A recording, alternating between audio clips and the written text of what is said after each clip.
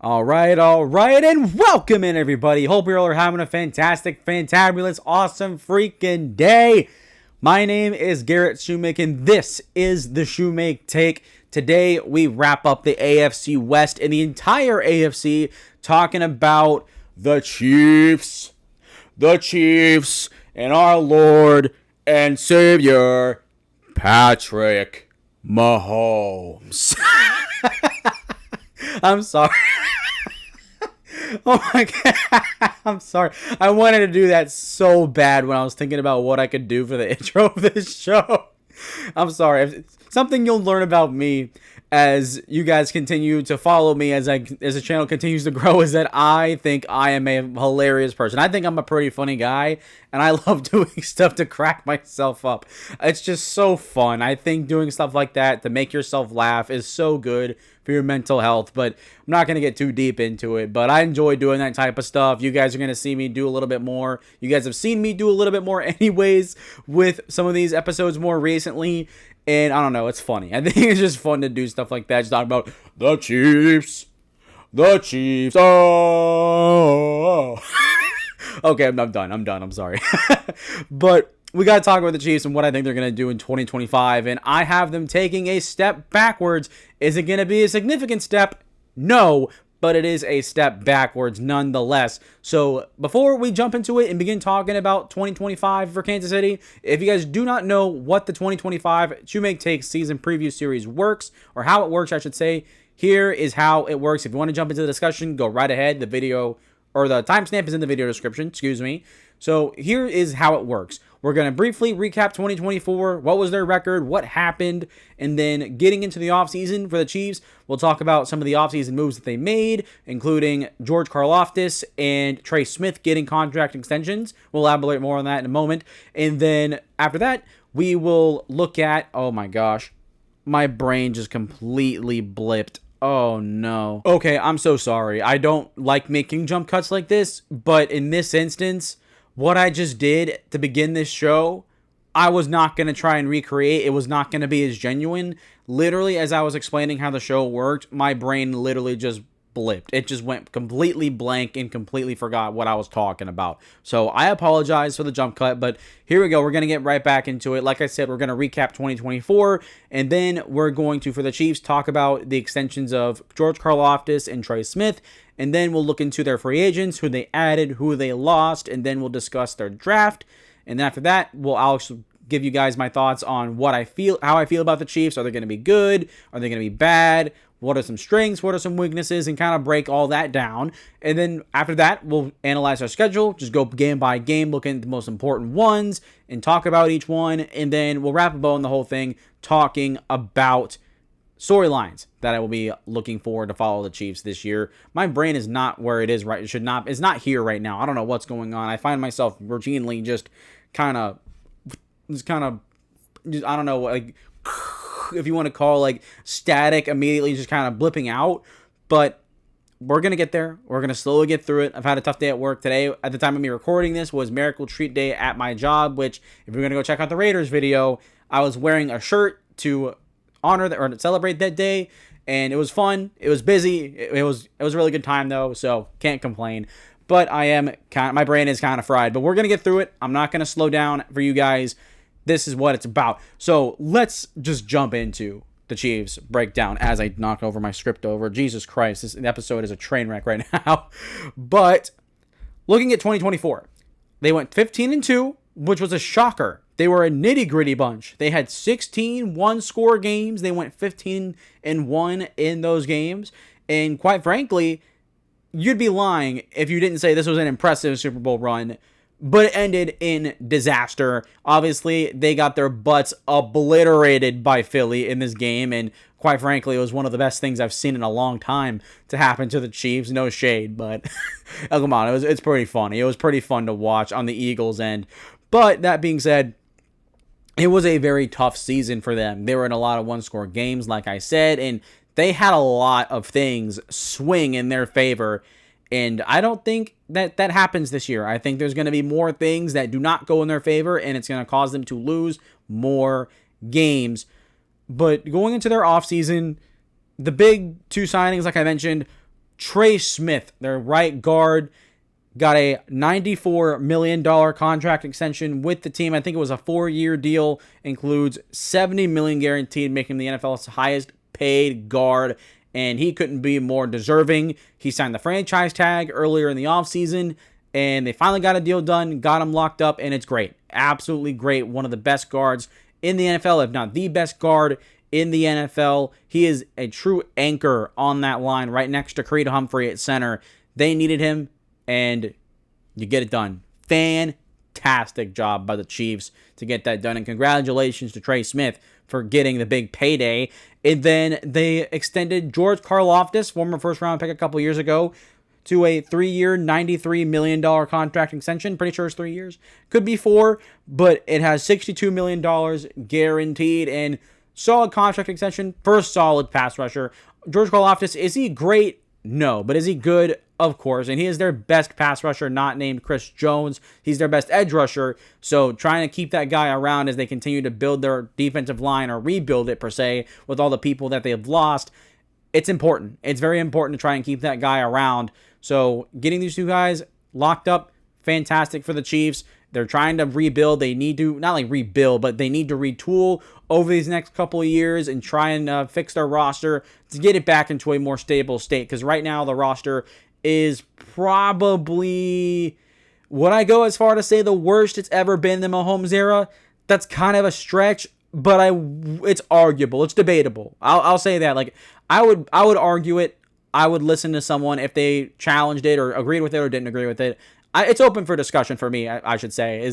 I think it's in that conversation. Is it definitively? I don't know, but it is a conversation that could be had at some point by some people.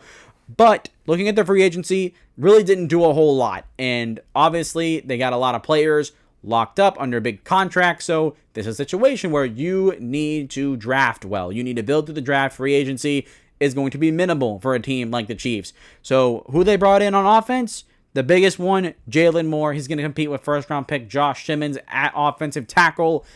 That's pretty much it. Bringing in 2 quarterbacks to be a backup, and then Elijah Mitchell to be a backup running back. Fine. It's just adding depth there. And then on the defensive side is where they add a little bit more impact players. Guys like Jerry Tillery, Christian Fulton at corner, and Mike Edwards. And that's pretty much all they could do. They just supplemented players that they've lost to the best of their ability.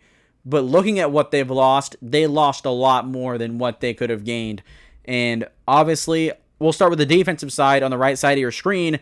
Losing Treshaun Wharton and Derek Nottie sucks. These were the 2 guys behind Chris Jones that were really good. And so losing that depth is very hurtful. Losing Josh Uche is hurtful. Losing Justin Reed hurts. He was there for a while too. And so they really didn't do a lot to replace the help on their defensive line. And then on the offensive line, or offensive side, they lost a lot of their receiver depth. McCole Hardman and Justin Watson left. DeAndre Hopkins, after they traded for him, finished out the year and left. And then Samaje Perine ended up leaving. He ended up being very underrated for the Chiefs last year. He ended up catching the pass that went for a first down that sent the Chiefs to the Super Bowl to finally put a clamp on the Bills' Super Bowl run. That what probably should have been. They should have won that game, in my opinion. But the Bills are going to be the Bills.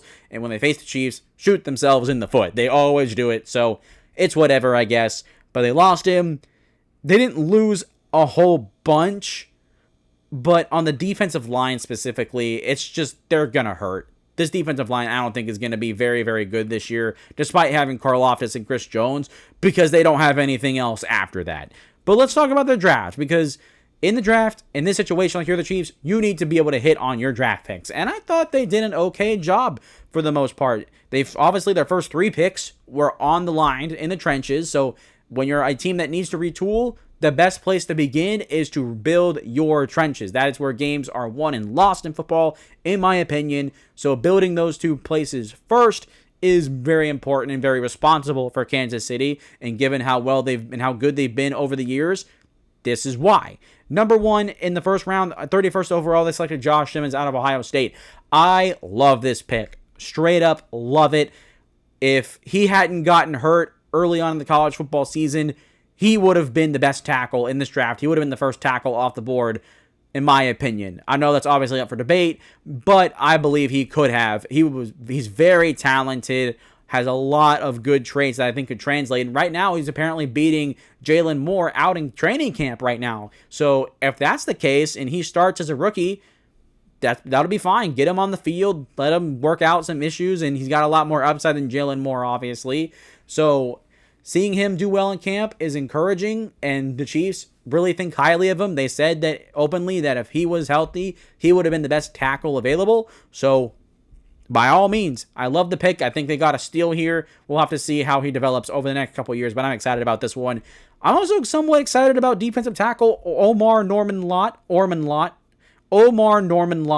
in the second round out of Tennessee, former volunteer, my Volunteers. And this guy didn't do a whole lot, undersized, but statistically didn't do a whole lot. But you look at his advanced metrics, he was a really good pass rusher, really good hands, really good feet, very powerful, rangy in the run game. So this is a guy that's going to take a couple years to develop, but could be a solid defensive tackle right next to Chris Jones in a couple of years if he develops properly. And they need him to, because they need help at defensive tackle considering what they lost. I expect Omar Norman Lott to be in the rotation and get some snaps. Is he going to be a starter? I don't think so right now, but the Chiefs are a draft and develop team, and this is a player that you draft and you can develop and have him be good for you a couple years down the line. And the same thing can be with Ashton Gillett, the edge rusher / defensive end they took in the third round out of Louisville. This one wasn't I wouldn't say major need, because it's not like the Chiefs have a glaring issue at edge. It's just that they need more juice. George Karlaftis was the best pass rusher for the Chiefs last year, led the team in 8 sacks, and then the other 3 edge rushers behind him totaled 7. That's not good. That is, for edge rusher group, that's way too, that's not good enough. It's simply not good enough. I don't know how I was trying to elaborate it, but it's not good. And they need a guy with some juice that can develop and help be a solid number 2 behind George Karlaftis.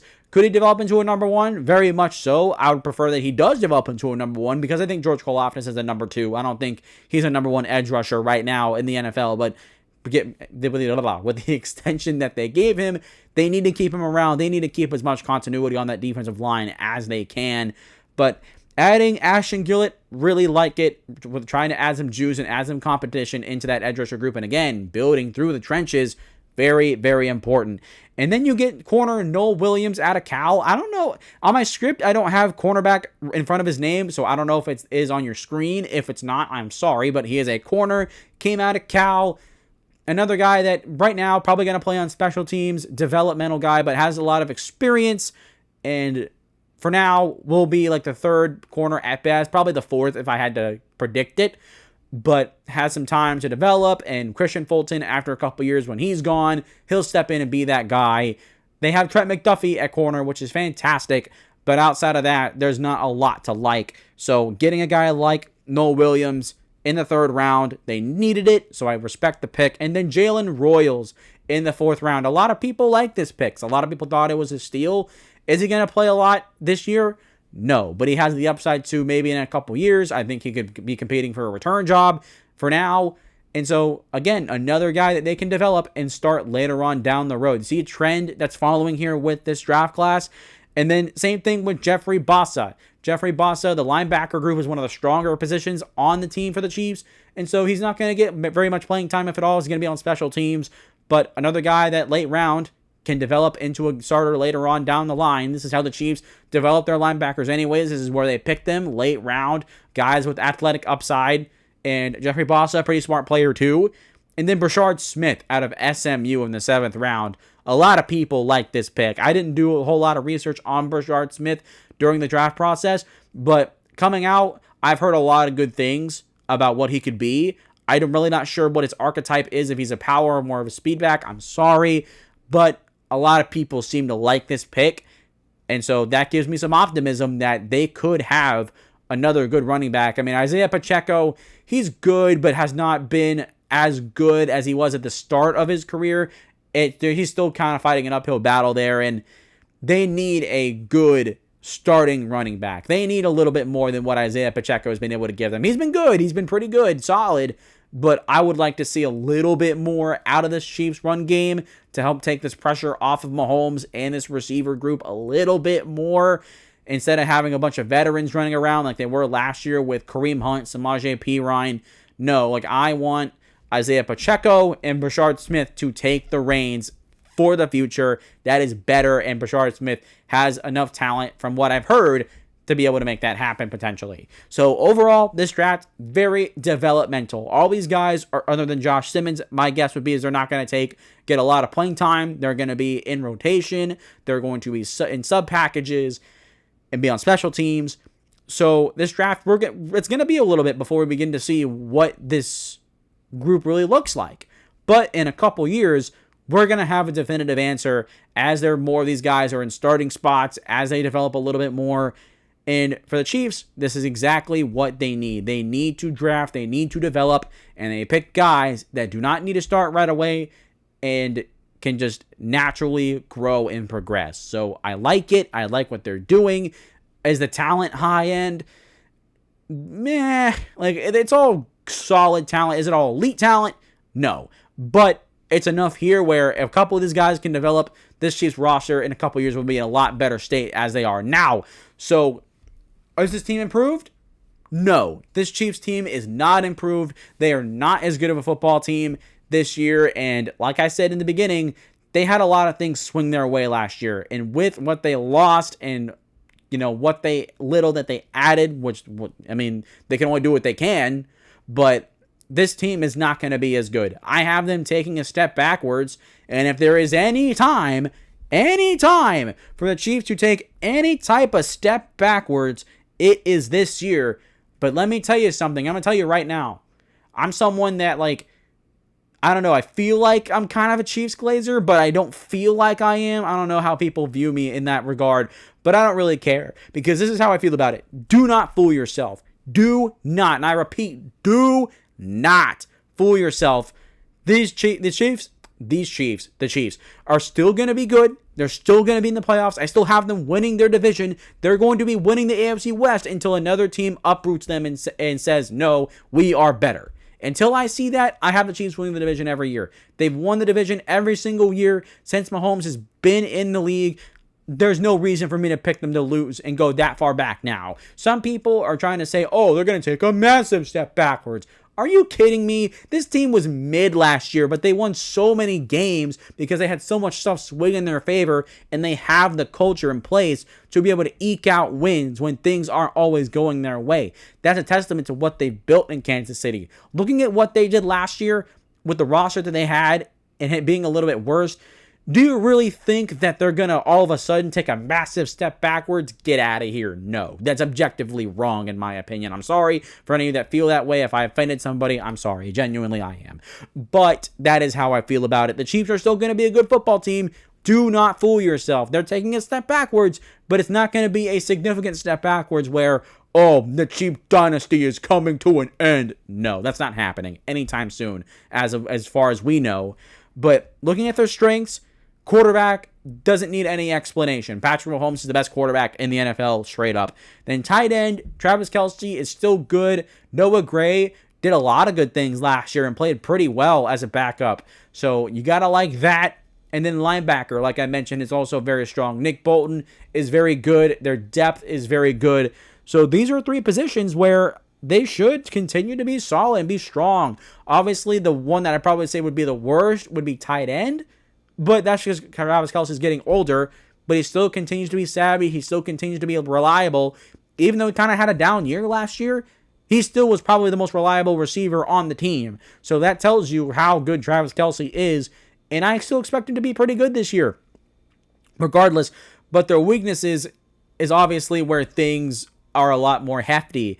Wide receiver, I'm just not excited. Xavier Worthy going to year 2, I'm excited for. Very fast, obviously. Showed some really good things. He had a catch in the Super Bowl late in the game. Obviously, the game was over, but it was beautiful. Very far throw from Mahomes. And you can see right there what Xavier Worthy brings to this offense. He was brought in to replace the explosiveness lost by Tyreek Hill when he was traded to Miami. And so getting a guy like that, developing in year 2, if he can take a step forward and begin to prove that he was worthy of a first-round pick, That'll be very, very good for the Chiefs receiver room. But the other two guys, Rashee Rice, who's coming off of an injury, not great. And then Hollywood Brown, who is solid. He's not great. He's going to give you 700 to 800 yards max, probably give you 6-7 touchdowns. He's going to be reliable. And admittedly, when he got back into the lineup late in the year, the offense got better with him because he fit a niche that the Chiefs didn't have, which was an underneath, quick, reliable slot guy that can get in space, get open quickly. They didn't really have that last year. And so Hollywood Brown will kind of fill that role again for them and should help them. So I think this receiving core has upside to be pretty darn good. But right now, I'm just not super confident given what they did last year. Obviously, we would expect some progression because of Hollywood Brown being healthy and Xavier Worthy going into year 2. So I'm going to leave the door open. I'm not saying like it's going to be bad or I don't think it's going to be any better. No, it probably will be better than what it was last year. But right now, I'm just not super confident. Not as much as I thought I would be going into making this video. But that's just how I feel about it right now. I mean, I'm obviously open to being proven wrong, as always. But right now, I'm just not really sure.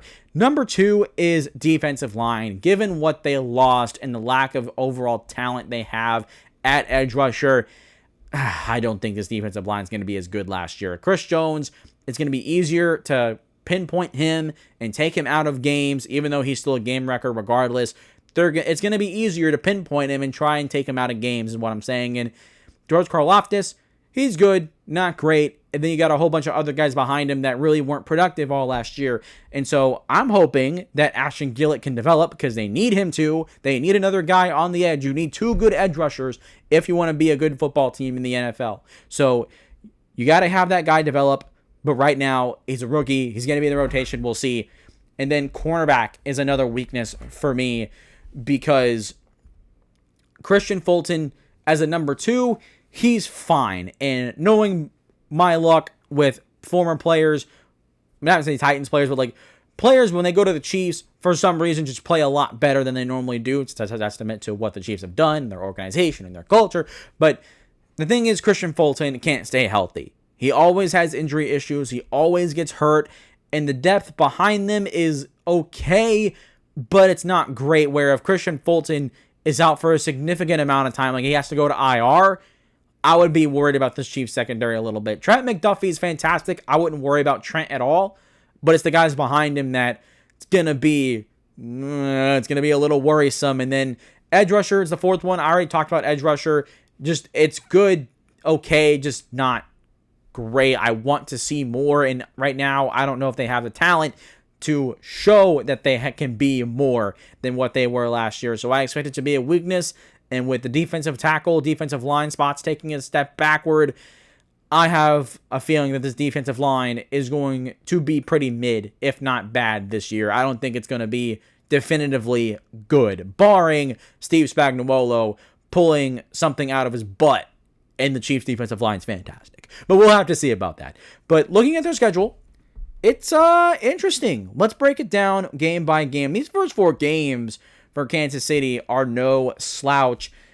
In Brazil, week 1 against the Chargers, which, by the way, shout out to the Chiefs graphics team to making another really readable schedule. This is great. But week 1 against the Chargers in Brazil, I have them winning this game, but it's no easy game whatsoever. Week 2 at home against Philly, I think Philly wins this game. I still think they're a much better football team, and even in Arrowhead, I think Philly gets the win here. Then week 3 against the Giants, I don't know why this game is a primetime game. I don't know why the Giants got a primetime game early on. I'm sorry. I don't think the Giants are going to be as very good this year. And so that's a win. Baltimore at home, that's a tough one. Baltimore could win that game, but also with the Chiefs being at home, this is one where they could win. Obviously, they played week 1 last year and they won. So we'll have to see. But best case scenario, they start 4-0. Worst case scenario, they start 2-2 here. So no one's panicking right now. The narratives aren't starting yet. And then week 5 on the road against Jacksonville, that's a win. And then week 6 at home against Detroit. That is a tough game, but I think that could be a win. And I just realized that all these little yellow bars are primetime games. They have 1, 2, 3, 4, 5, 6, 7, 8 primetime games? What in the world is that? I am sorry. I'm going to stop for a second. When there is teams that do not have primetime games, I get the Chiefs are the best team in the NFL. They're the most marketable team in the NFL right now, not named the Dallas Cowboys. But oh my God, we're going to half the year, we're going to watch the Chiefs on primetime. Are you kidding me? For the diversity in showing all brands in the NFL and showcasing all the NFL has to offer, that is so bad. Oh my God, that's terrible. So, my bad, rant aside, let's get back into it. Detroit's going to be a tough game. I think Detroit could eke out this win. They did it in week 1 a couple years ago, which, wow, the Chiefs have played in week 1 2 out of the last 3 years. Anyways, then you go at home to face the Raiders. I think that's a win. And then at home against Washington, another tough one in prime time. I think that can be a win. So, looking at the first 8 weeks, first half of the year, we'll go week 9, Buffalo. In Buffalo, I think Buffalo wins that game. So, we'll go here for the first, an even split. You have 5 home games, which that's fantastic. You're at home more often than you are on the road. And then, I think best case scenario, you are 1, 2, 3, or 4-0, 5. Like, you're probably the best case scenario. They're probably 7-1, maybe 6-2. Worst case scenario, probably 2-2. That's 3-2, 4-2, 4-3, 5-3, 5-4.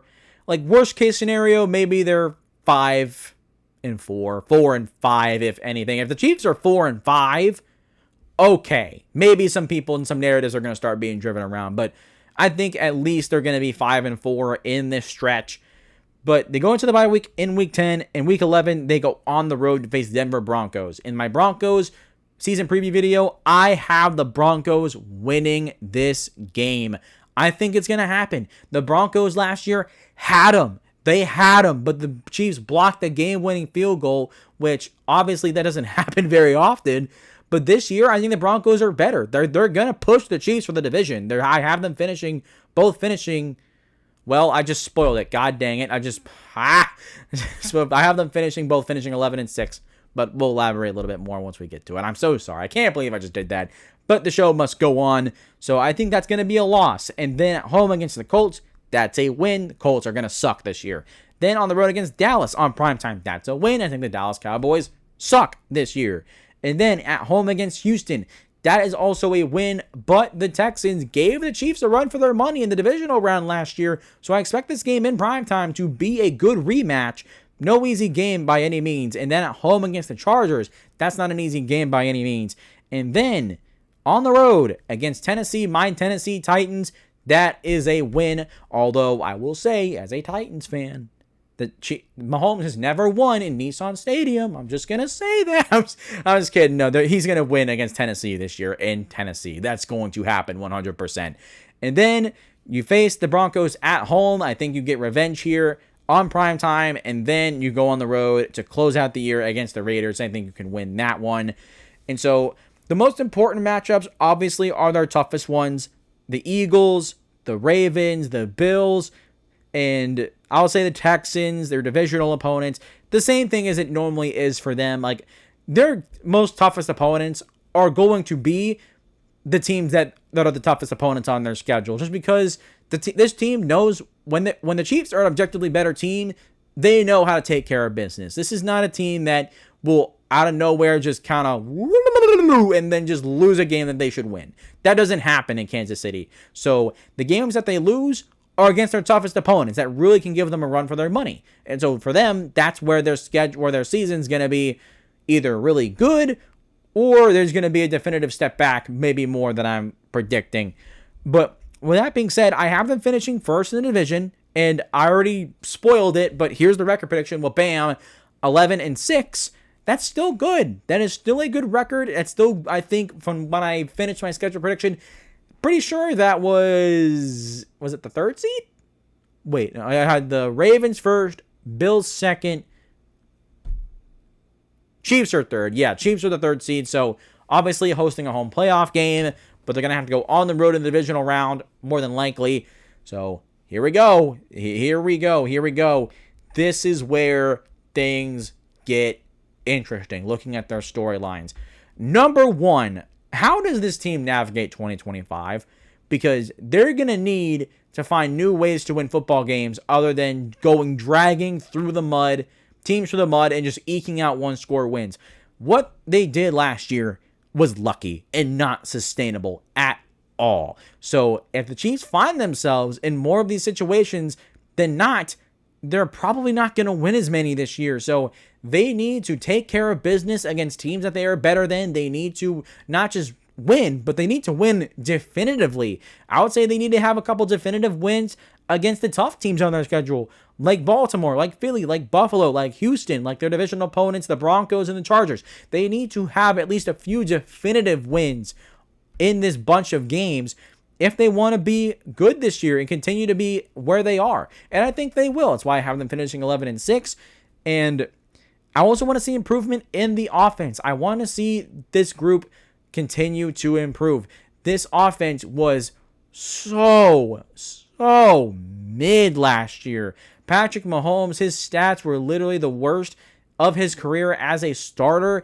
It was not very good. The Chiefs' offense was not very fun to watch, admittedly, which is a shocker because how good their offense has been normally throughout in the Mahomes era. So I want them to be better this year. They need to be. If they're going to be marketed as one of the best, most fun teams in all these primetime games, this offense needs to be better. The product on the field on the offensive side needs to be better, not just for that sake, but also the defense is not going to be as good this year. The defensive line is going to have issues. Corner is probably going to have a little bit of issues. So I expect the offense to improve. They need to.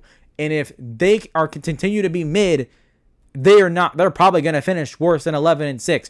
Where maybe we're going about 10-7. That's probably like the absolute floor of this team. So if the offense doesn't improve, they'll be more likely to hit that floor than they are to hit a ceiling, which I would say is still 15 wins, give or take, given what they did last year. If we're being kind of realistic, is it sustainable? No, but is it possible? Sure, it can be. And then number 3, I mentioned it, defense. Does it take a step back? I think it does. While I still continue to think it's going to be good, they were fantastic last year, but given what they lost, it's going to be a couple years before the Chiefs get back to being a dominant defense, barring anything crazy happening, in my opinion. So those two going hand in hand with the offense needing to be better because the defense is not going to be as good. And here we go. This is my bold take. My first official bold take for the 2025 season, if you will. I am someone that as you continue to grow and as I continue to grow and you guys continue to follow me on this channel, I do not make bold takes very often. I'm a very moderate individual because I see things from all perspectives. I don't get too high. I try not to get too low. And so here's my first official bold take. The Chiefs have been in the AFC Championship every year in the Mahomes era. That is 2018, 19, 20, 1, 2, 3, 4. 7 straight years. 7 straight AFC Championship appearances. This is the year they get knocked out in the divisional round. Whether it's by Baltimore or by Buffalo, this is the year we do not see the Chiefs in the AFC Championship game. I will buy into that. I will believe that. If you had asked me that last year, I would have told you that's ludicrous. The Chiefs are going back to the AFC Championship until proven otherwise, but something tells me that if any year it's going to happen, this is the year that it happens. Knowing our luck, though, they're probably going to beat whoever's in the divisional round and go back to it. Anyways, if they're at home, then, well, we probably know how that story is going to end. But for now, let a man dream. Let him have a bold take. I think the Chiefs get knocked out of the divisional round this year. The Baltimore Ravens, I have them in the AFC Championship. They are the objective, in my opinion, best team in the conference, hands down. In Buffalo, showing what they did last year, they're going to make a run. They're going to be competitive. They're going to be in this thing. And right now, I think Buffalo is the better team than Kansas City. I think they're going to face Kansas City this year. So wouldn't it be very fitting for Buffalo to finally get one over on the Chiefs? and set up an AFC Championship game between the Bills and the Ravens that we've been wanting for so long. Can we get someone else in here other than Kansas City? I think this is the year it happens. So there's my bold take. And with that being said, that will do it for our discussion today. If you guys have made it this far, please consider hitting the like button and the subscribe button, as it helps the channel out tremendously. We just hit 160 subscribers. Thank you guys so much. You guys are doing an awesome job getting the word out and getting people to check out this channel. We're trying to reach 500 subscribers before the end of the 2025 regular season. So if you guys can continue getting the word out, get people to continue hitting those 2 buttons and helping me grow this community that we're building together, it would be fantastic. I'd really appreciate it if you guys would do that. And secondly, make sure you guys let me know your thoughts in the comments. I want to hear what you guys have to say. Whether it's, do I think the Chiefs are going, or do you guys think, I should say, do you think the Chiefs are going to be 11-6? Do you think they're going to continue to be the best in the AFC? Are you one of those people that think the Chiefs are going to take a serious step backwards? If so, let me know why. I want to hear what you guys have to say. And then thirdly, make sure you guys share this video on social media. Follow me on social media, whether it's Facebook, Twitter, TikTok, Instagram. Follow me on all those platforms and continue to share content and continue the growth of this platform. I would greatly appreciate it if you guys would. And also, make sure you guys go check out every other video in the 2025 season preview series, whether you're a fan of any of those other teams that I've made in the AFC so far, or you have a friend or a family member that is a fan of any of the other teams, have them go check out the channel and check out my videos. I think they're pretty well done. And so continue to spread the growth of this channel and the love and passion of football that I'm trying to build and spread here with you guys. So with that being said, that is going to do it for me today. AFC is now concluded. We're going to get ready for the NFC North next week. And the NFC is going to be really fun to talk about, in my opinion. A lot more wide open compared to the AFC. But as always, I will see you all next time.